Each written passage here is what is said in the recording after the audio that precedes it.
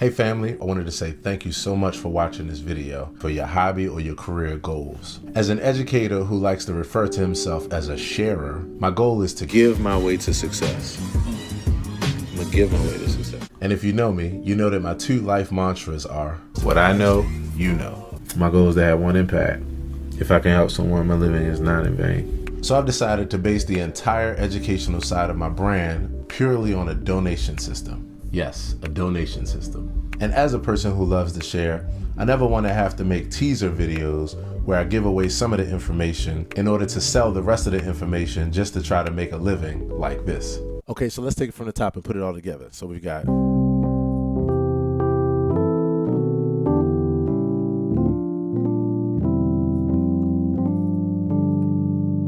and so for that last chord, you want to check out the full tutorial on my site for only $19.95.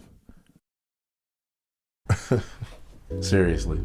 So to cater to the type of person that I am, I'd rather just give all the information away and base the entire system on a donation. This way I can focus on just pouring out the information to you with no hesitation. So here's how it works. To help me to sustain the process of making these videos, which requires hours of production, recording, and editing time, and to help me to sustain my living while doing it, I'm asking that you make a donation every, say, 3 to 5 videos, or every video if you like, in one of a couple ways. Now, the one that would mean the most to me is probably the easiest for you to do, and that is to donate 99 cents. Yes, 99 cents for each video where you learn something new or where it helps you in your process. The way that you can do that is by downloading one of my songs from one of my two sites, either my personal site with my original music or my performance track site that features hundreds and hundreds of instrumentals and backing tracks. This way, it's something easy to afford and I get a chance to have a home in your music library. The other options are via my Patreon account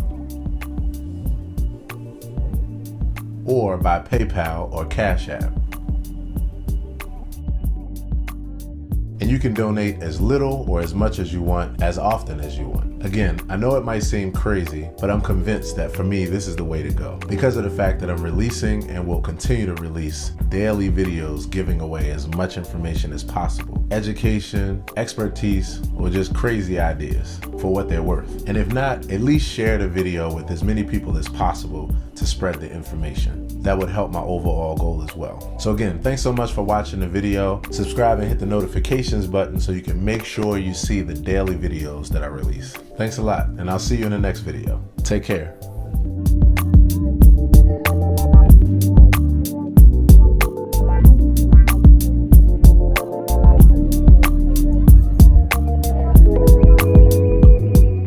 Okay, so this is day 2 for getting ready for my birthday concert at the end of this month. There's 26 more days until the concert, and so I'm developing a particular practice regimen that's really familiar to what I lean towards the most, but I've incorporated a few other elements.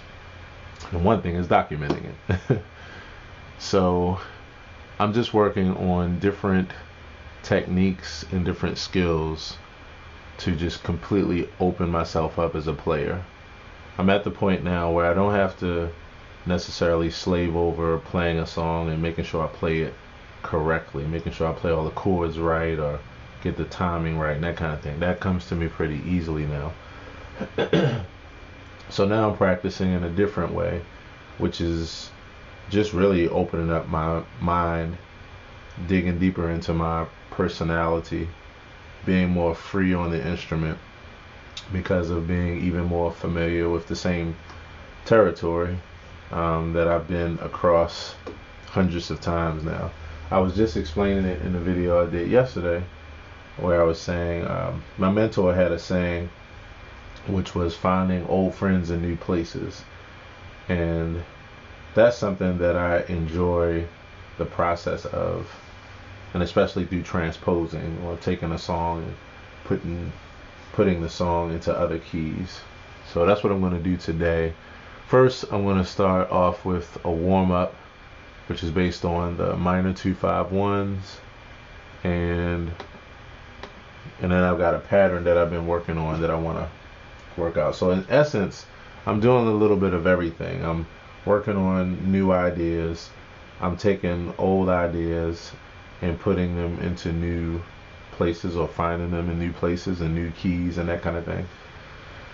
But the thing I want to do above everything, which is why I'm doing this kind of practice, is when it gets to the day of the concert, and this is how I prepare for most events these days, I want to get to a point where the day of the concert, I'm not thinking about anything. My mind is just completely blank. But I have, all the tools in the world to pull from, but I can just be completely blank, completely open. And I would have practiced so many different things that I wouldn't have to, think about one thing in particular, but I could just allow myself to close my eyes, which will probably happen many times during this concert. Close my eyes, and just let music come through me. Not even just the music that we're playing, or the song, but like music in general. So that's what this is all about. So I'm gonna start with these 2-5-1s. I'm working on minor, and I'm just gonna use this to warm up as well as work on a new idea.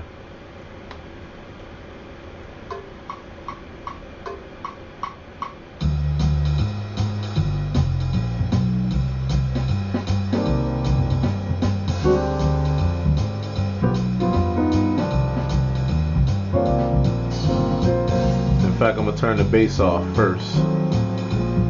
I'm gonna turn the bass off so that I can hold down the full range on the keyboard for a minute.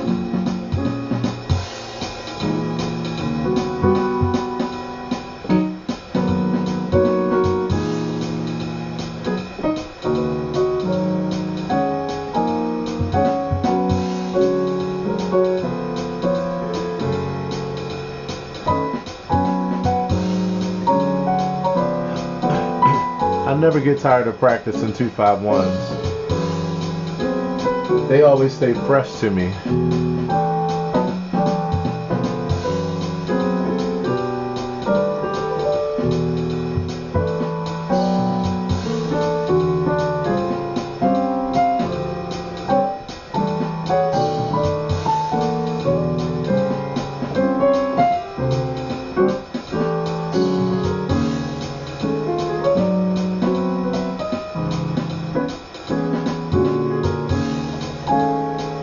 I would say above everything else, I like to practice exploration above everything else. Just exploring territory with no rules, kind of free like a kid or like a bird.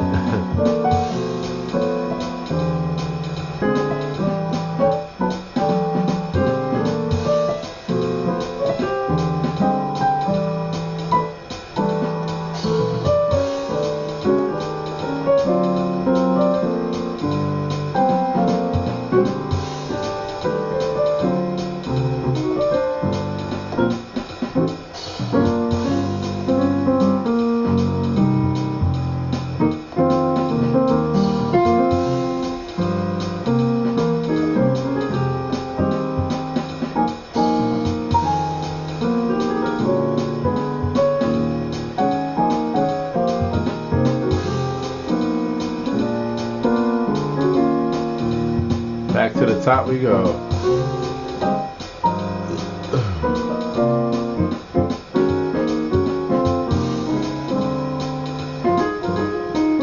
Coloring outside of the lines, as we call it.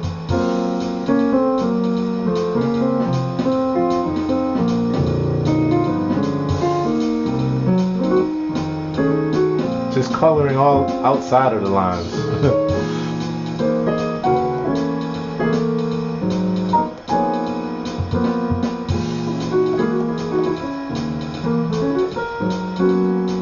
I love breaking the rules.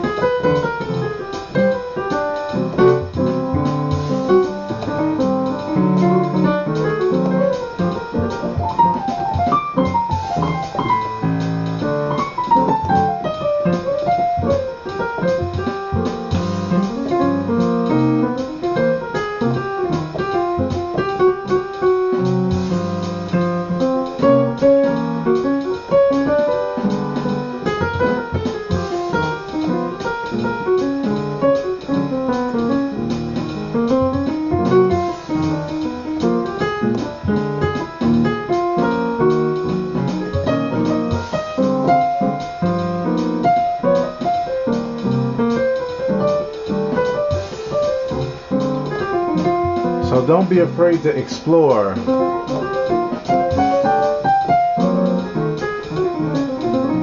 I feel like that's how you learn your personality best, by just purely exploring.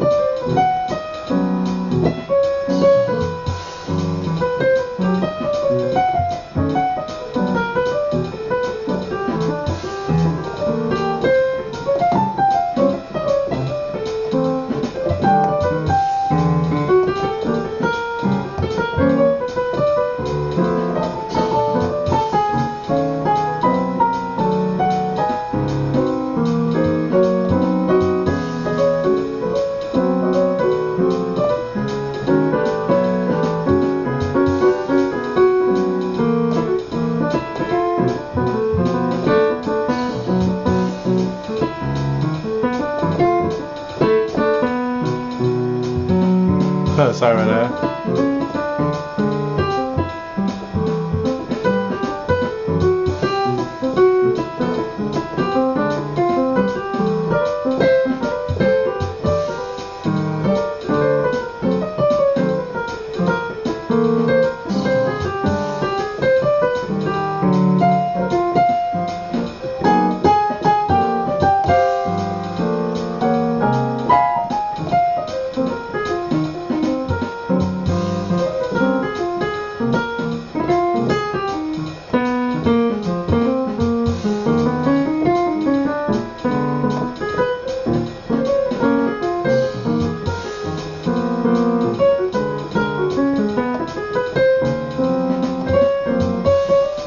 Let's throw some bass in there.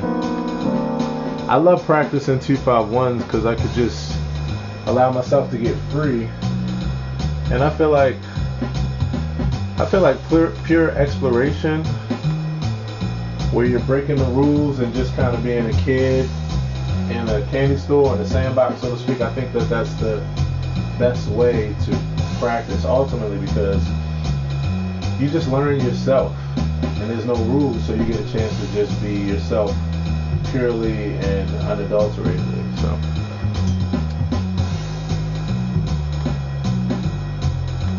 get to be a pure, unadulterated self.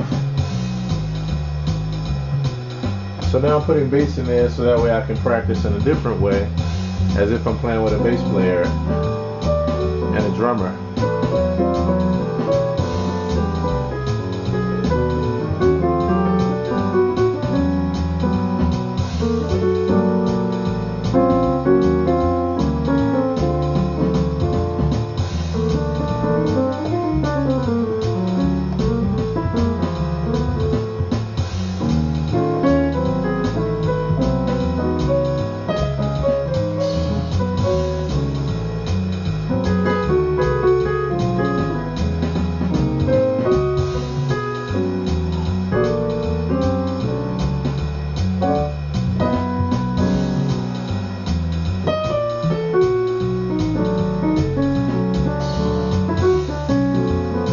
As you all can see, I like to take a lot of risk. That's because I trust myself that even if I wind up somewhere crazy, I'll find my way back home.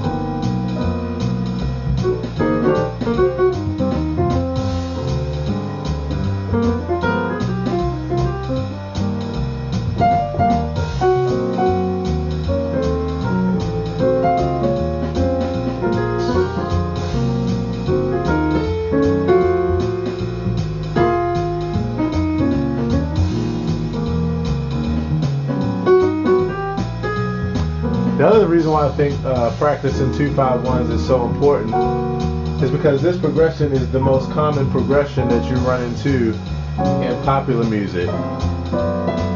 It's the most common movement in music. So I think it's the best thing to practice, and I love practicing them.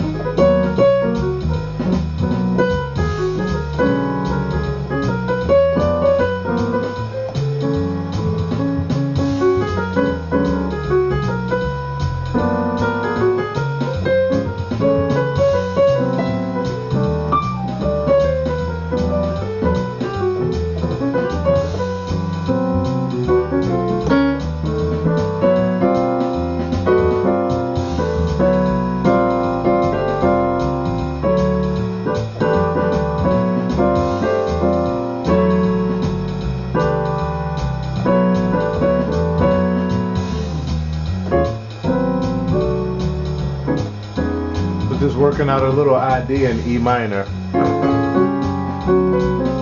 For those wondering what that was all about.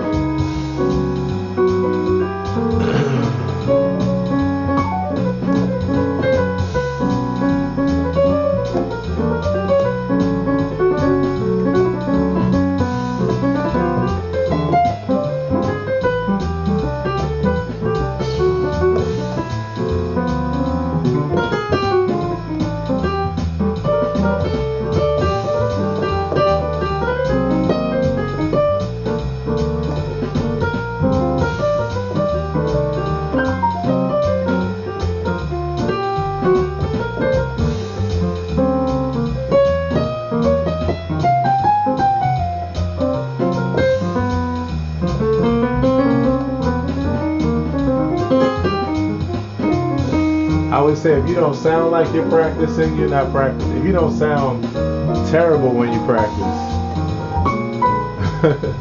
so to speak.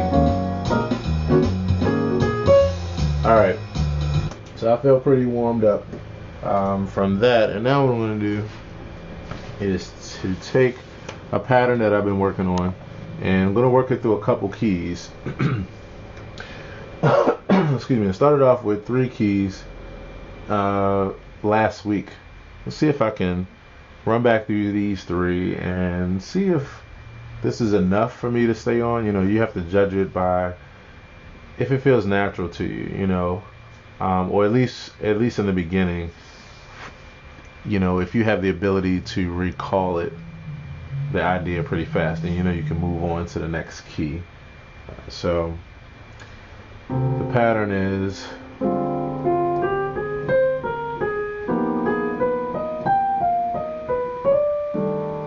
if I swing it a little bit, it'd be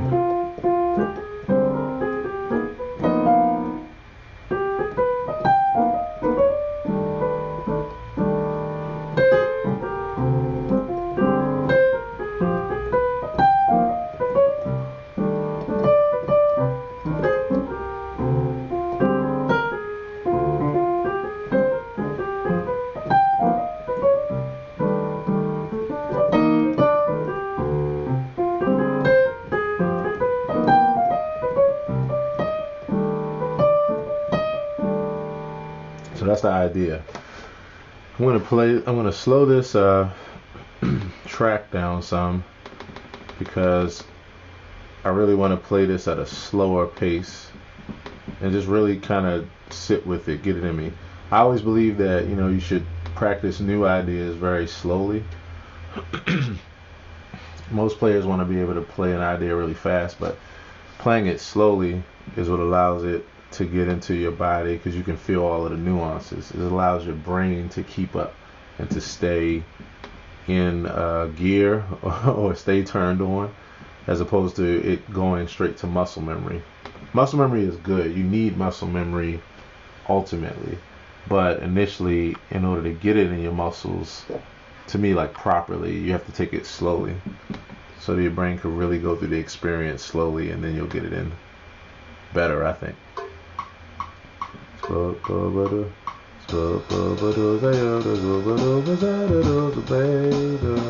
I want to do it even slower. The other thing about playing it slowly like this is that you get a chance to practice phrasing to a deep degree. And I want to practice it slowly enough to get my phrasing right.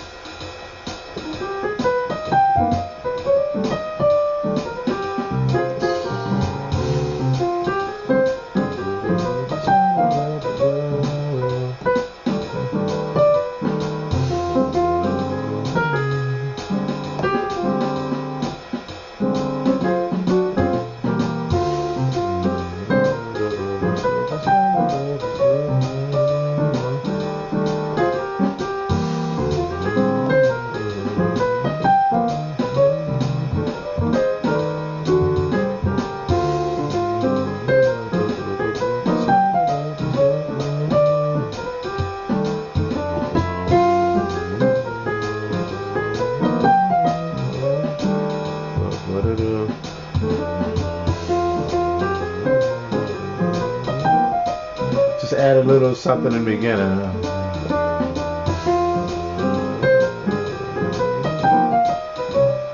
I like to change up the idea as quickly as possible so I can start making it my own.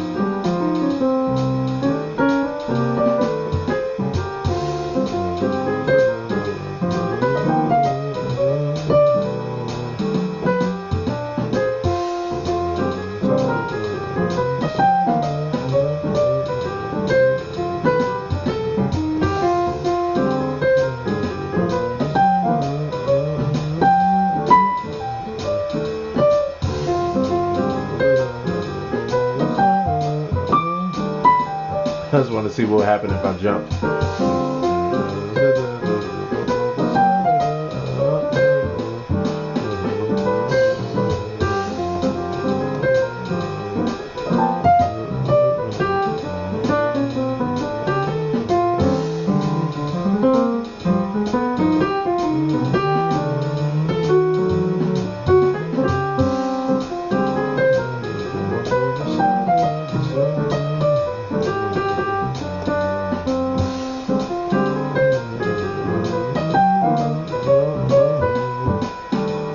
So the next key, now I'm looking at my sheet music here so that I could transpose. I'm looking at my sheet music here so I could transpose by the numbers. So I can get it into other keys. So the next key would be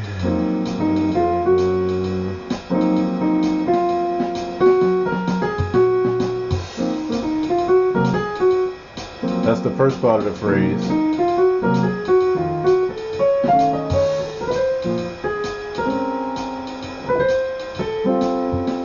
Next part of the phrase. Is that right? Let me see. Yeah, that's it. So the major 7. Okay.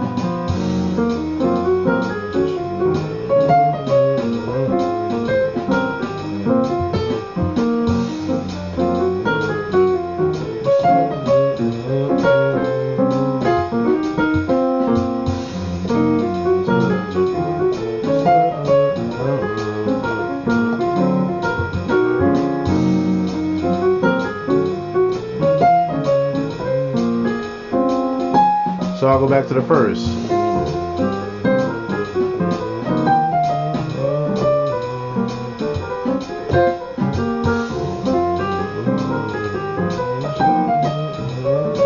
Two more times.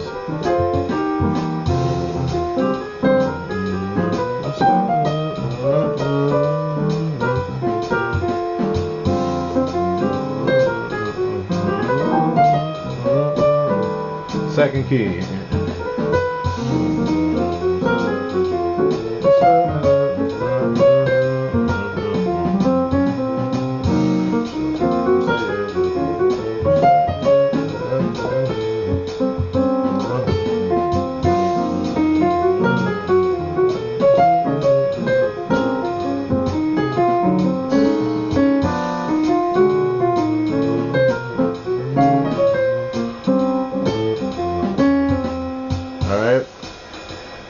Okay, so next key, here we go.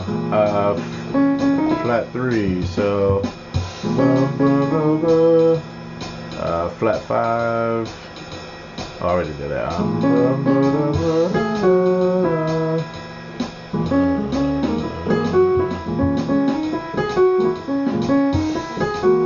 Y'all notice I keep the drums going because as long as you have, first of all, you know, there'll be a lot of times in jazz where you will have two different timings going on. You'll have the timing that the drummer is holding down, and you might go off timing as a keyboardist, or somebody else might. So it's good to always have that metronome going on in the back of your mind.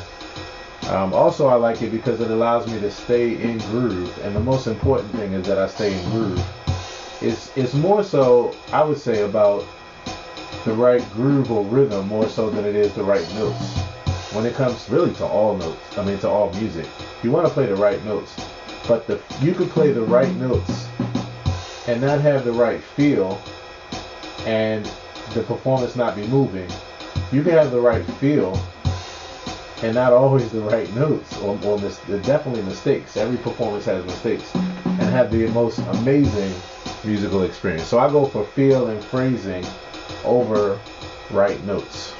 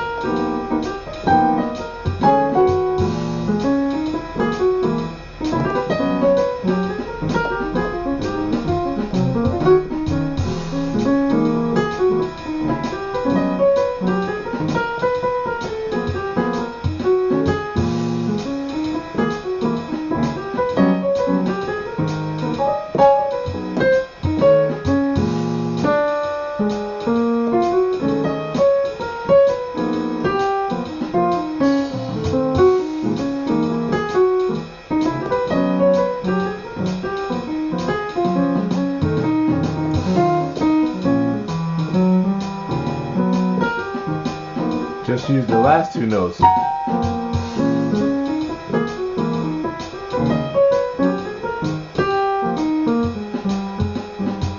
Alright, so I'm going to go back to the beginning and work up to that point.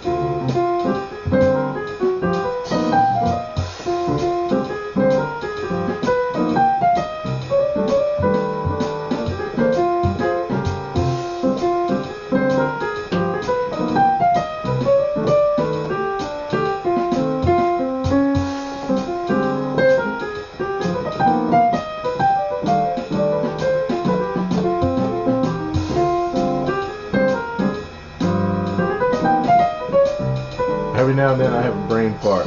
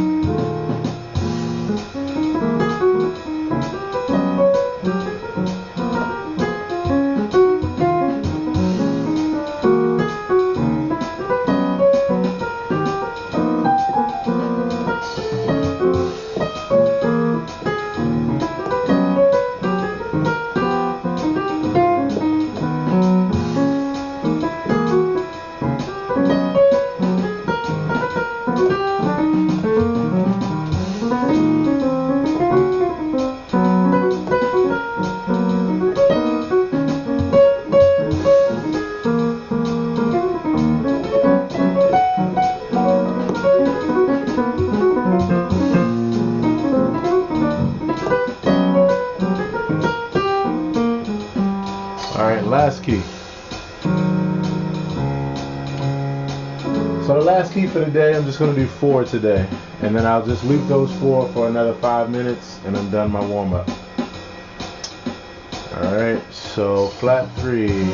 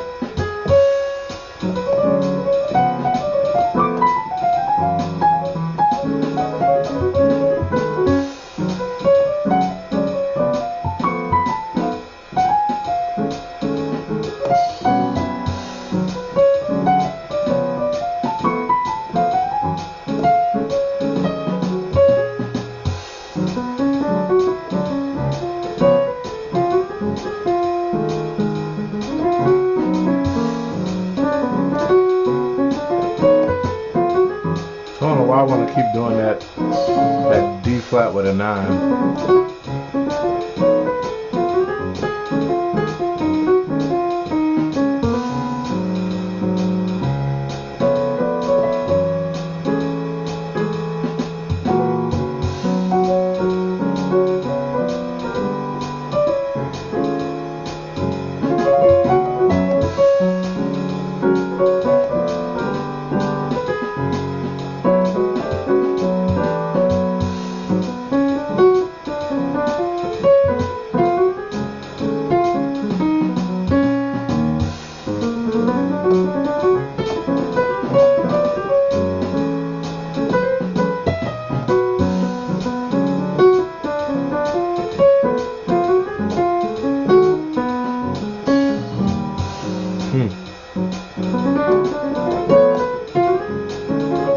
Alright, so back to the top. That's a hard one. That's why I had to keep rolling with that one.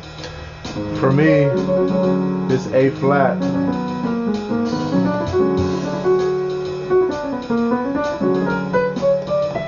This A flat melodic minor. Well, not A flat melodic minor. What is this? Let's see.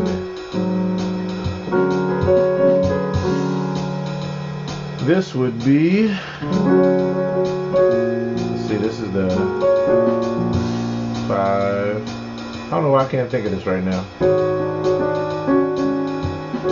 Let's see. Give me 1 second. I'll get it.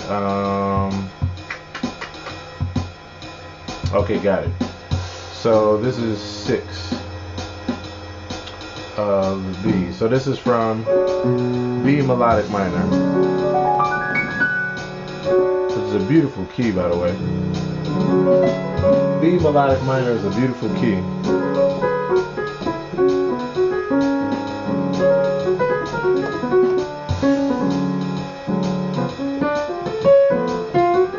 And I'm not as familiar with this A flat as I'm going to be soon.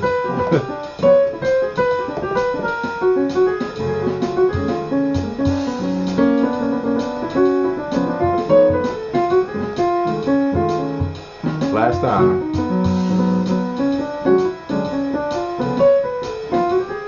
Okay, so one more time from the top.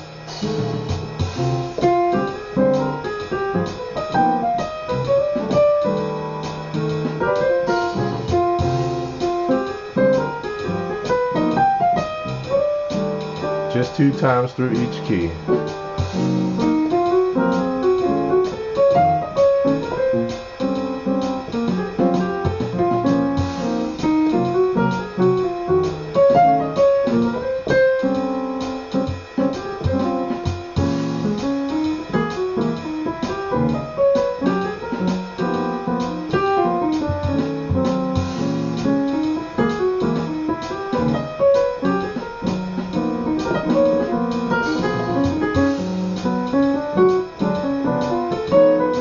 I don't know why I keep doing this E flat.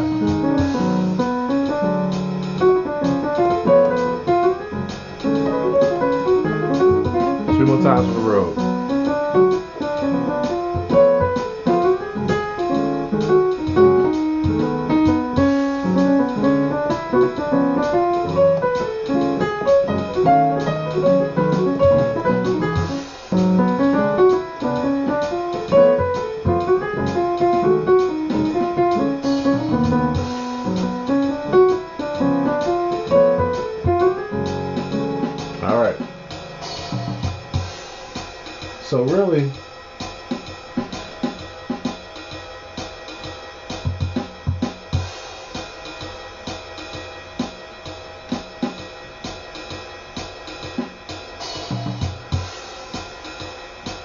So really, with something like this, that could be my entire practice, you know, for the day, to be honest.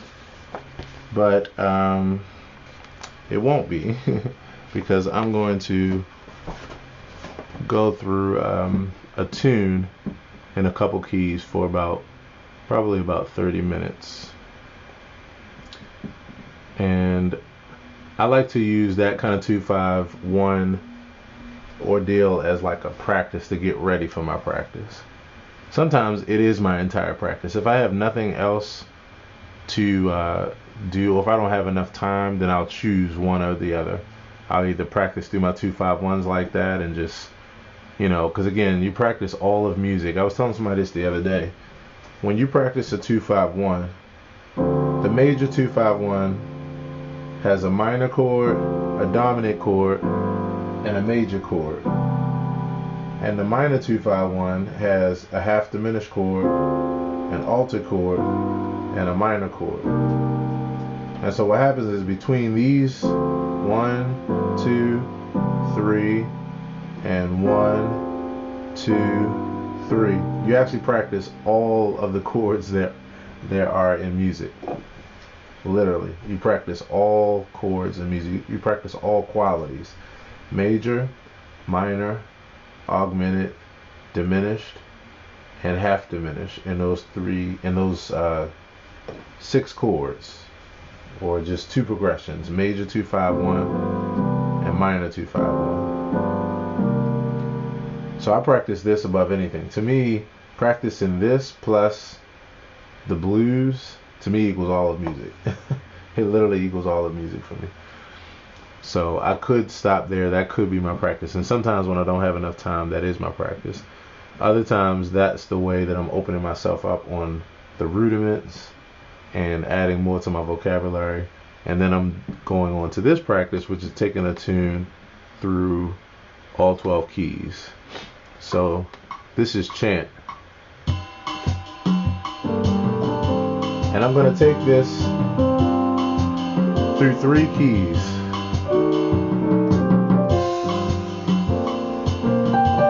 Now I'm used to it in this key. This is the key I've been playing it in all this time.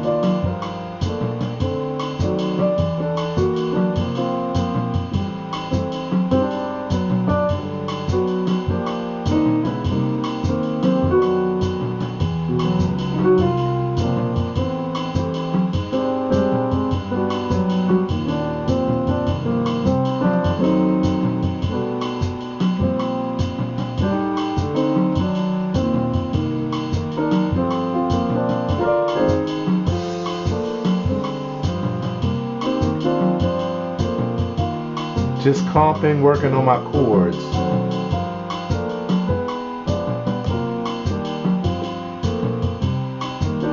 And my left hand kind of stride thing.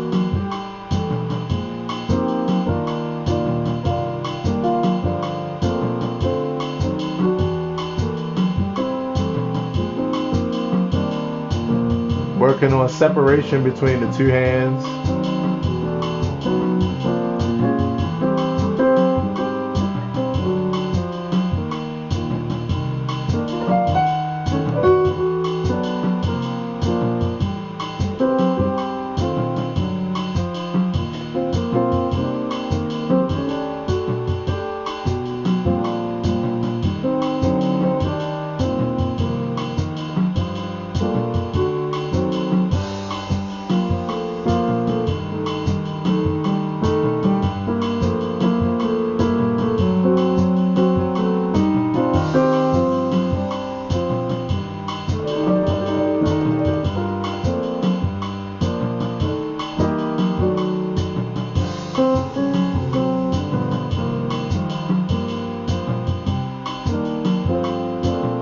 Kind of handling it like a ballad, actually, as far as my right hand. The way I'm comping with my right hand is more like a ballad format. More sparseness.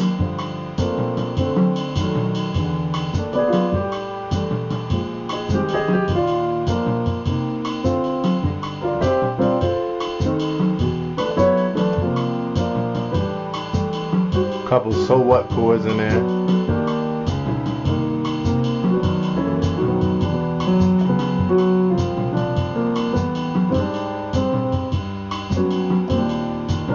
Just coloring.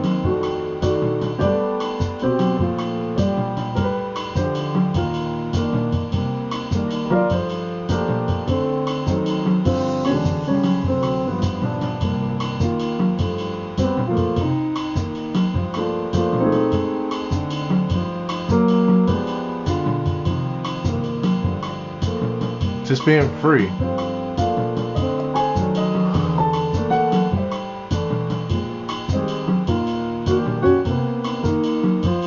Making mistakes and recovering from them.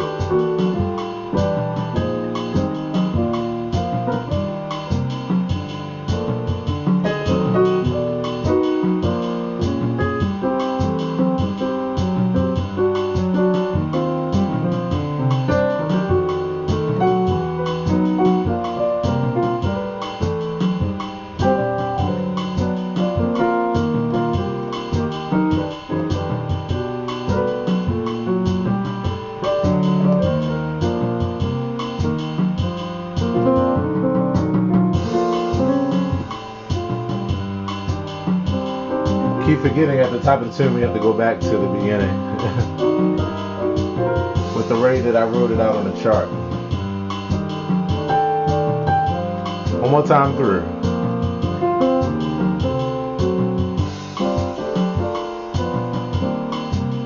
Trying a whole lot of different things out.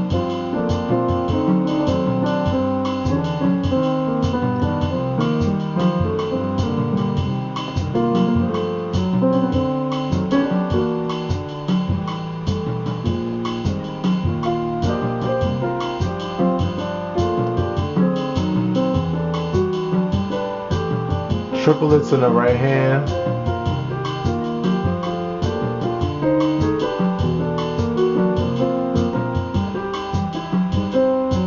Really separating my brain.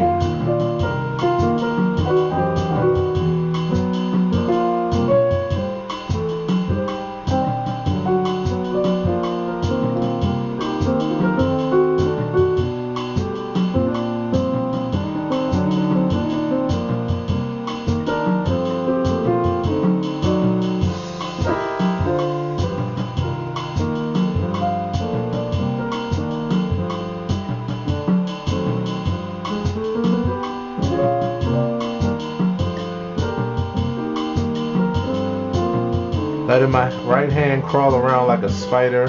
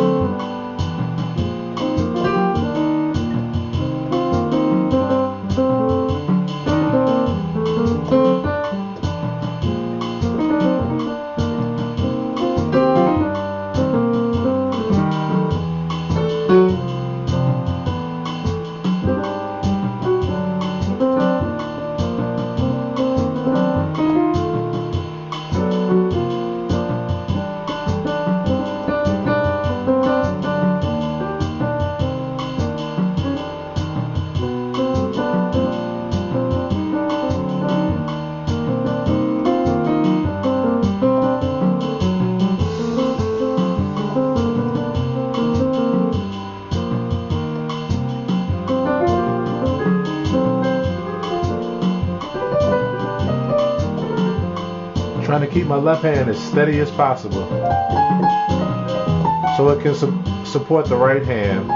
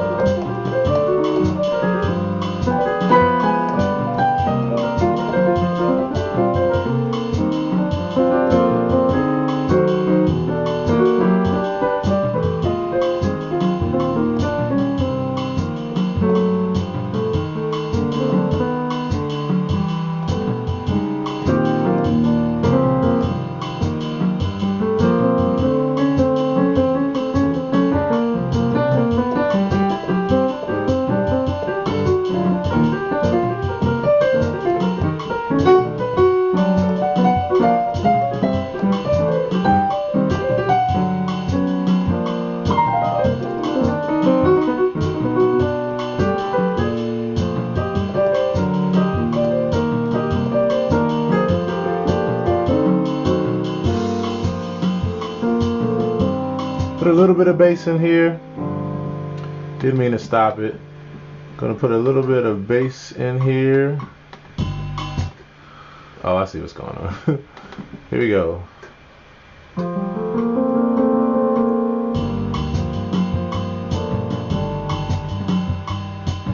I'm such a fan of 12/8. The Afro-Cuban, I love this feel.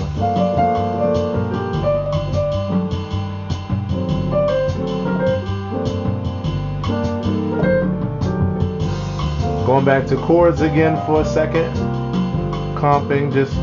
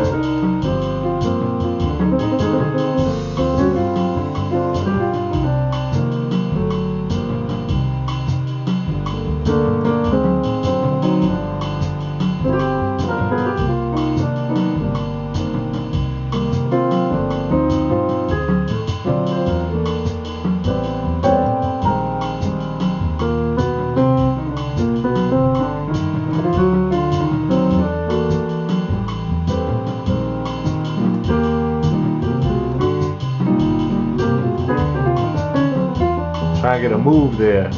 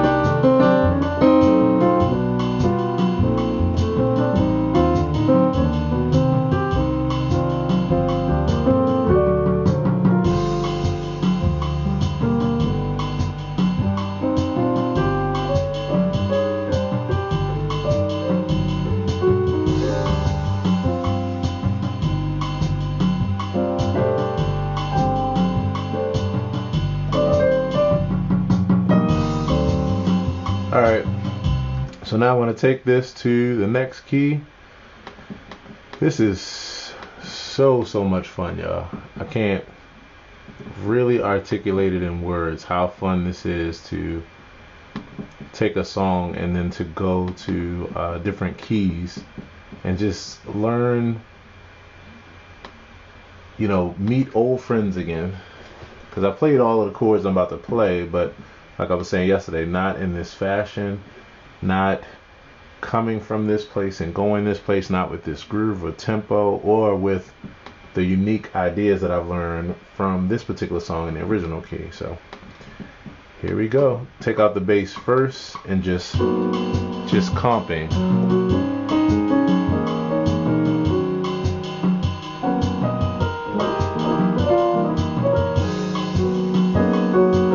Y'all remember that idea I did yesterday?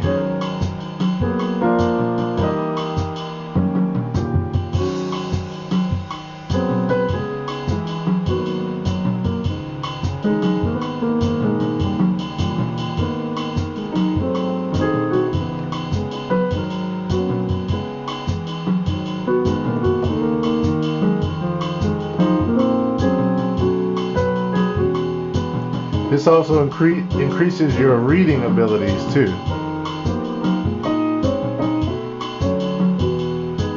So I recommend this practice from that perspective too.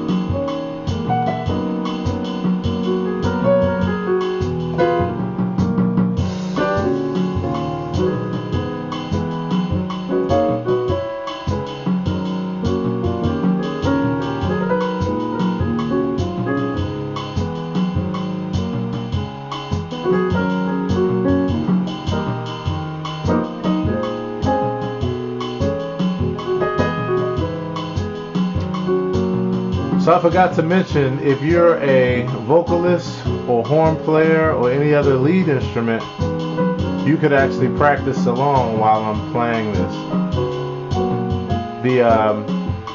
The sheet music is located in the link of this video on my iReal Pro page.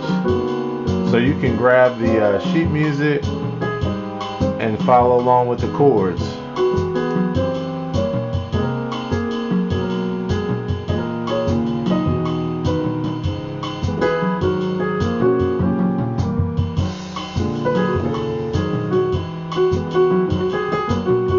So the thing I'm mainly trying to work on is independence between the two hands.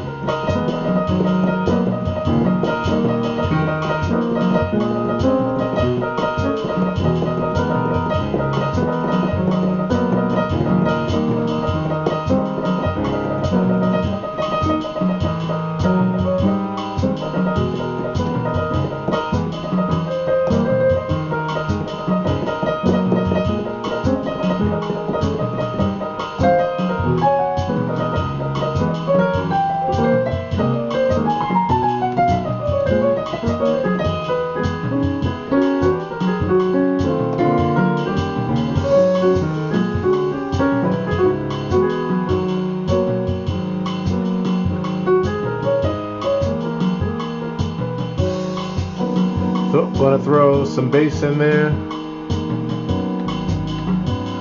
Take it to the next level.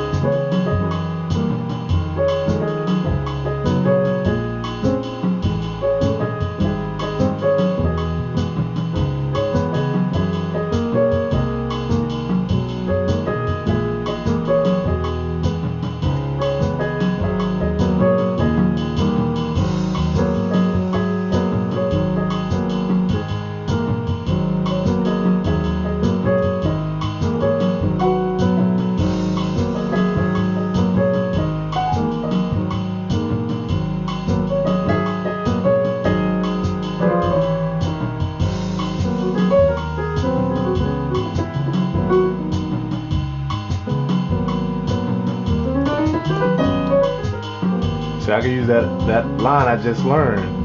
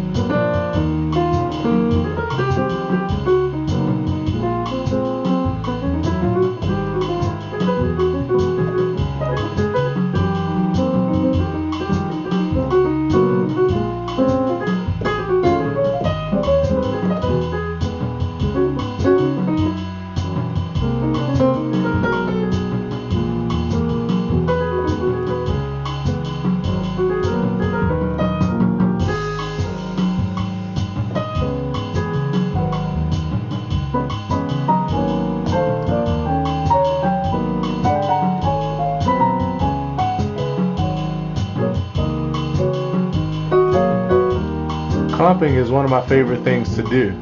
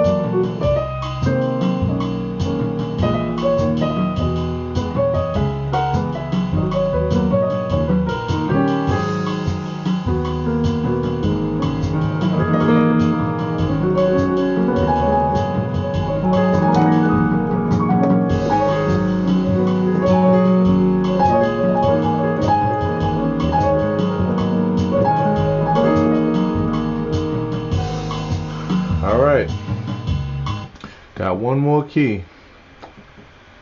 I'm telling you, I can't stress enough how important it is to do this, how fun it is to do this.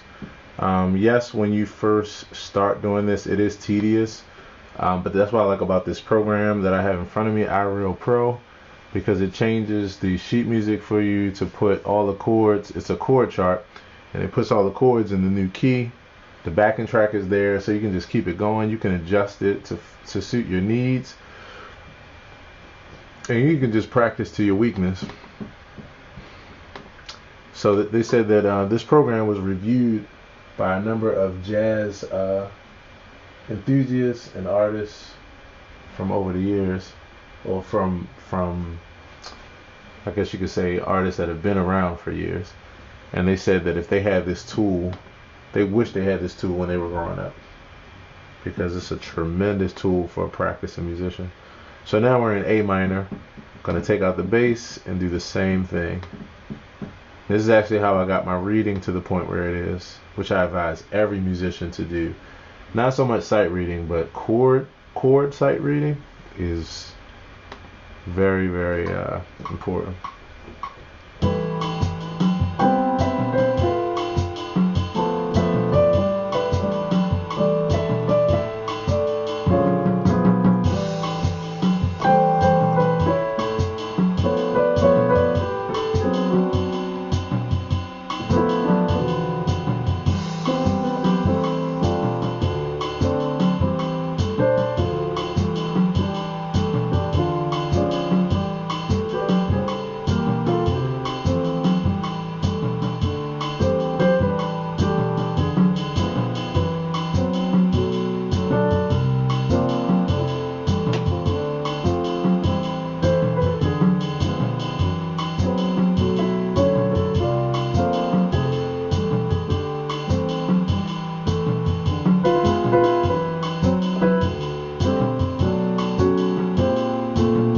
Sorry, wrong chord there.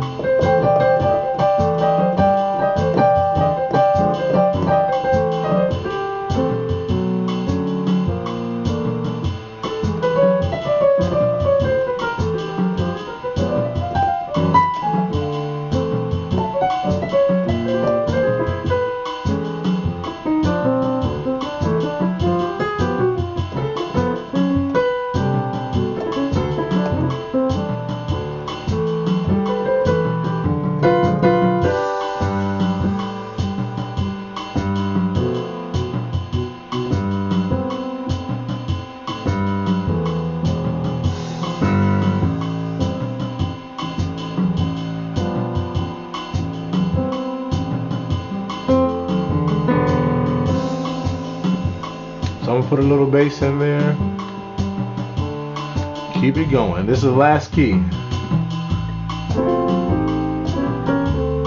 Thank you all for watching as long as you have.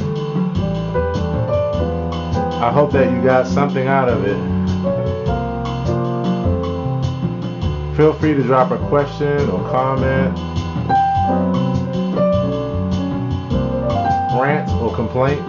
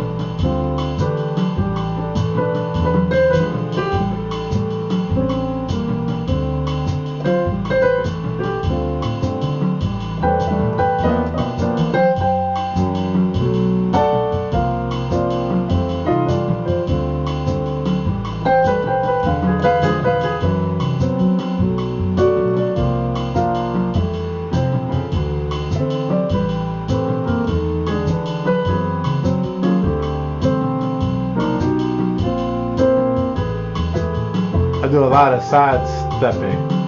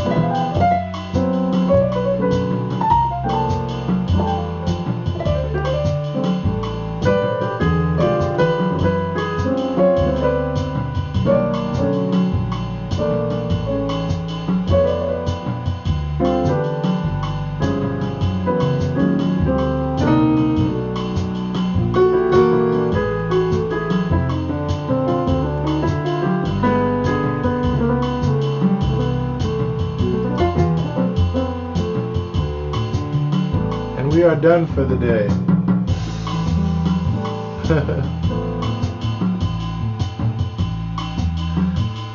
All right. So that was a pretty fulfilling session. I'm sorry you guys can't see my face. That might be a good thing for many people. Now, but I'm sorry you can't see my face. I actually don't have my tripod today, so I had to just do just an overhead view today. But I hope that was helpful. Yeah, this is the sandbox for me. It really is. And even though when it comes to the concert, I'm not going to play this song in this many different keys, but I can't explain to you in words how practicing in other keys allows me to understand the original key better. Plus, all the stuff I'm practicing in other keys throughout the performance and other songs, these ideas will come back. And if I was to describe what's going on with transposition, that makes it so effective, the way I always describe it is that, once you're a musician that's familiar with a lot of these chords and you've played them hundreds of times, taking a piece through other keys allows you to learn those chords in new relationship with other chords, meaning that you take a progression like, let's take the C section of this. So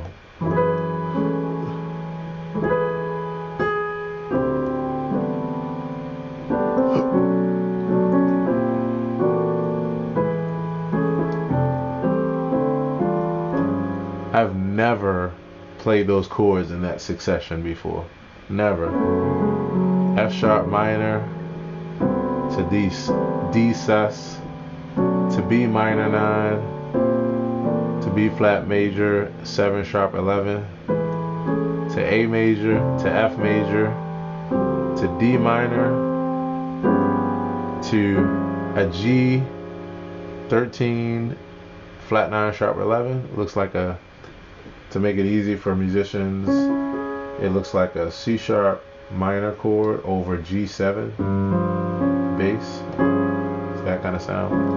I actually kind of made up this chord within this piece because this wasn't the original chord in the piece. But I've never played these chords in this succession.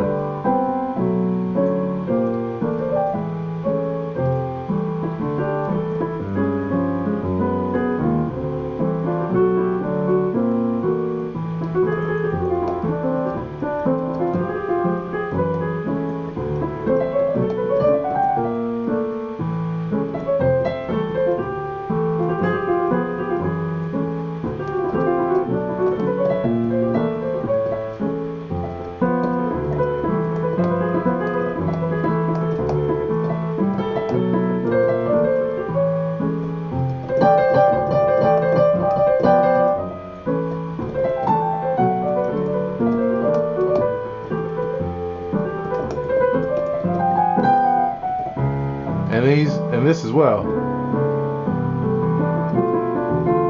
I've never done, I've done something like this, but not in this meter, not in 12/8, not exactly this. I did that before, but to be followed by, I've never done that before. Not followed by, not this, followed by this.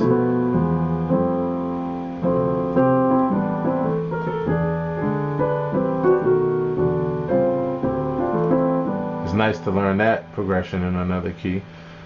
This was something I just kind of added to the piece. This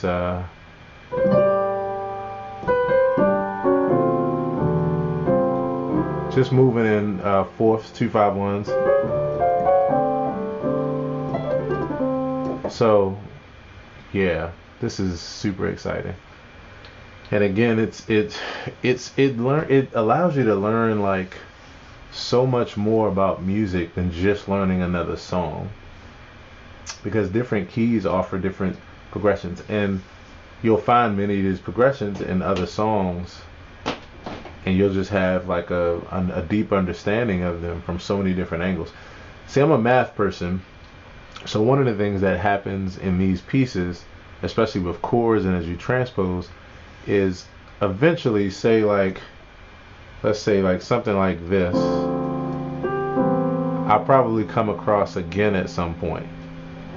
The thing is, because I learned it in this key and I did certain things, it will make it be when I get to that key, I'll do that same thing, but this might fall in a completely different place in the song than it did here in this key, which would mean that all of a sudden now I've got all these new ideas for a completely different application. So it is really exponential how much you learn by doing this. And so yes, some prerequisite knowledge is needed.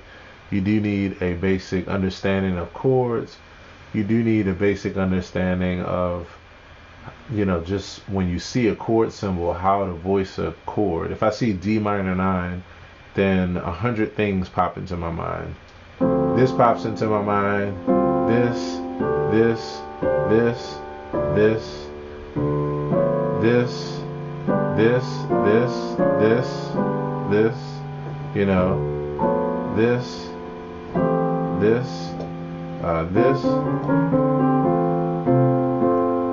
I did that wrong. I don't want to do that. Yeah. That pops into my mind. This pops into my mind. I mean, it's so many things, and that just comes from really doing this process over and over. Every time you learn a chord, every time you see that chord, playing that chord, and then you learn another chord, and every time you see, you learn another voicing for the same chord, and every time you see it, then you play that chord, then you play the two that you learned, and you play that through as many pieces as possible, then you learn another one, and you play the three that you've learned in every place possible. It really is oversaturating your playing with what you learn. So I think probably out of everything, one of the most fun things for me, to be honest, because it's totally, let me see if I can get this right, it's totally left brain, so creative. I believe left brain is creative. I always get them mixed up. But one thing I love to do is to just open up to a completely new piece, a jazz piece, and just with no prior knowledge, just launch right into it. And of course, for many years, especially early on, that was terrifying to do that. But now I actually find my place at home because I think off the cuff. And since I'm so fast with reading chord symbols, it allows me to be the most honest in the moment, the most vulnerable. And because I trust myself and trust what I know and trust the music, it winds up being the most exhilarating experience, that sometimes, many times, even more than a produced experience, or an experience where I already know what I'm going to play.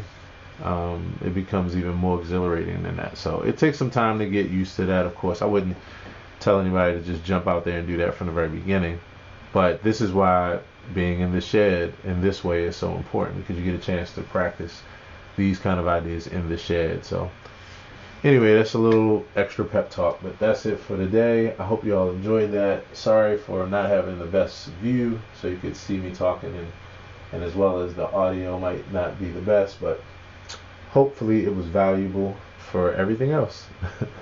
So thanks a lot for watching, and I'll see you all in the next video. Take care.